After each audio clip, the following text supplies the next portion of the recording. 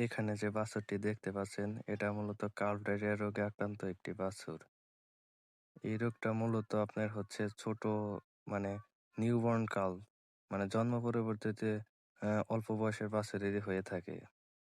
এটা হওয়ার পর আপনি যেটা দেখতে পারবেন সেটা হচ্ছে অ্যাম বাছুরটা যে দুধ খাবে তার মানে পায়খানাটাও ঠিক দুধের মতোই হবে এবং প্রচুর দুর্গন্ধ হবে।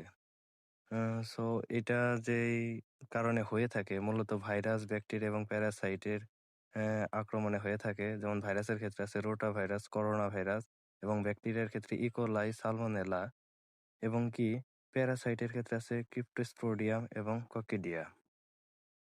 আ তো আপনারা যখন এরকম রোগের চিকিৎসায় যাবেন তখন অবশ্যই একজন ভেটেরিনারিয়ান ডাক্তারের দ্বারা আ চিকিৎসা অর মেডিসিন খাওয়াবেন এবং কি যখন আপনারা আপনাদের বাসায় গৃহপালিত পশু পাখি যাই লালন-পালন করেন কেন, সবসময় ডাক্তারের পরামর্শ মোতাবেক মেডিসিন খাওয়াবেন এবং লালন-পালন করবেন।